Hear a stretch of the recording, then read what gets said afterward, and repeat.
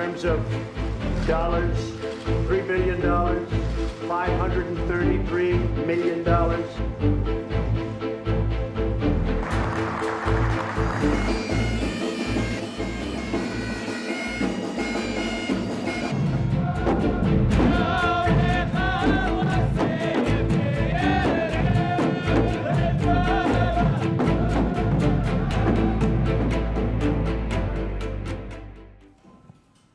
There's an old playbook for new American presidents, especially when it comes to their first big foreign trip.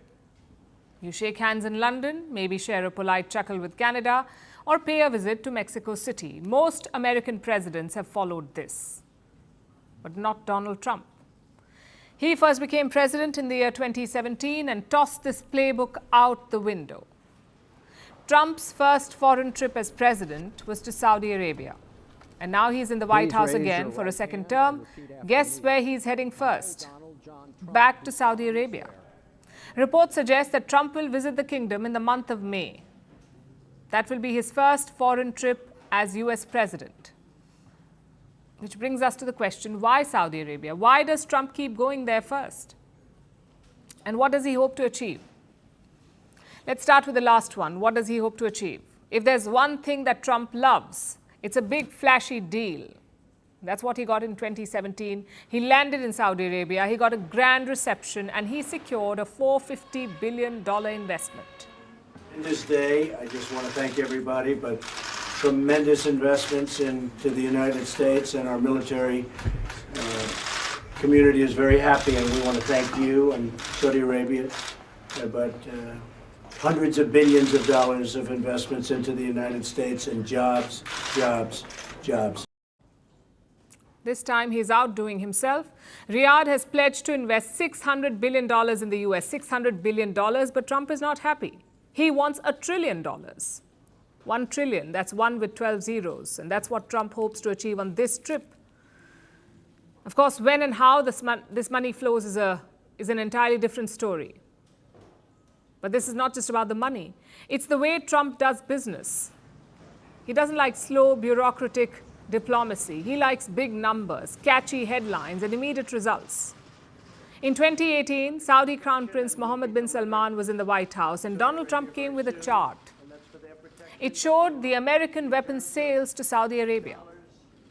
To Saudi Arabia very soon, and that's for their protection. But if you look in terms of dollars, $3 billion, $533 million, $525 million, that's peanuts for you. This is Trump's style, and you could say it aligns with the Saudi royal family. They don't bother with stiff formality or cautious maneuvering. They go over the top, and that's what they did with Donald Trump. Riyadh rolled out the red carpet for him.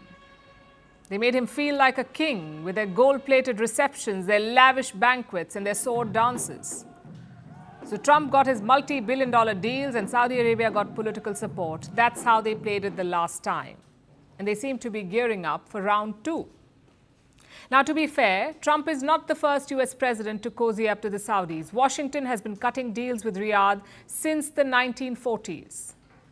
Roosevelt struck a pact. Oil for security, Saudi oil for American security. That was the deal. The deal that shaped West Asian politics for decades. Presidents Carter, Reagan, Bush, Obama, they all played this game.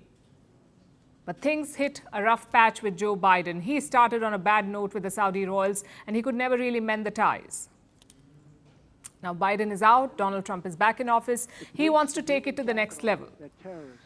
Unlike his predecessors, Trump's Saudi connection is not just political. It is very personal. The Saudis bailed out Trump's son-in-law. His name is Jared Kushner. He was a big shot in Trump's first term. He has kept a low profile this time. The Saudis gave Jared Kushner a lifeline of $2 billion. Plus, they have strong business ties, the Trump Organization and the Saudis. In 2024, they announced their second tower in Riyadh. And then there's Trump's favorite sport, golf. Donald Trump has strong ties with Live Golf. That's the golf tour backed by the Saudi Sovereign Fund. Trump has praised it multiple times. In 2023, Live Golf announced a merger with the US-based PGA Tour. The deal is yet to be closed, but Trump is doing his best to secure it. So as you can see, Trump's ties are more than political. They're very much financial and personal. Take the Jamal Khashoggi episode. He was a Saudi dissident. He was killed in the Saudi embassy in Turkey, reportedly on the orders of the Saudi crown prince.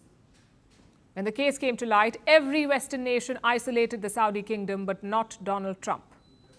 We are going to leave nothing uncovered. With that being said, the king firmly denied any knowledge of it.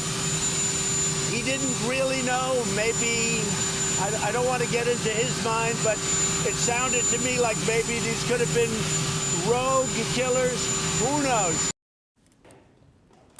There's also the war in Ukraine. Trump wants to end it. And helping him in this pursuit is Saudi Arabia. They're playing the role of mediator. All big meetings between the Americans, the Russians, and the Ukrainians are being held in Riyadh. And this says a lot about the relationship. Trump loves the Saudi kingdom. But what's the agenda for this visit? He's looking at the next big prize, not just the money. He also wants a normalization deal between Saudi Arabia and Israel. These two countries do not recognize each other. They have no official diplomatic ties. If Trump can change that, he would change West Asia forever. And it's a deal that he has long pursued. In his last term, he got 4 Arab states to recognize Israel: the UAE, Bahrain, Morocco, and Sudan. Adding Saudi Arabia appeared to be just a matter of time, but that was during the last term. Right now, the picture is very different. West Asia is a mess.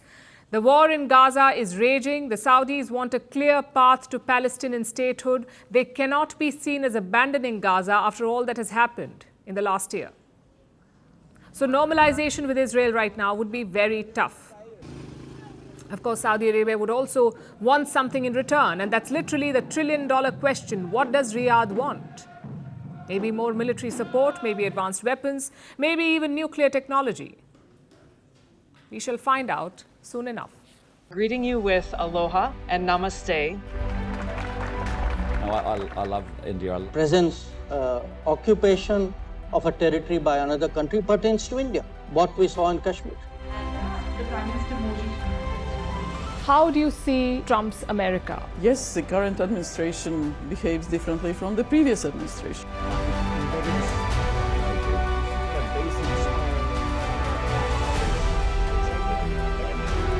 Are you saying that there are foreign powers who are trying to bring down the current government in Syria? Exactly. Iran, maybe Russia too.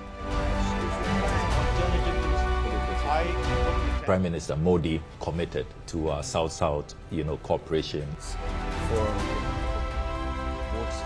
Not over 50%. Is Ukraine prepared to pay the price for that peace? No compromises at the cost of territorial integrity and sovereignty.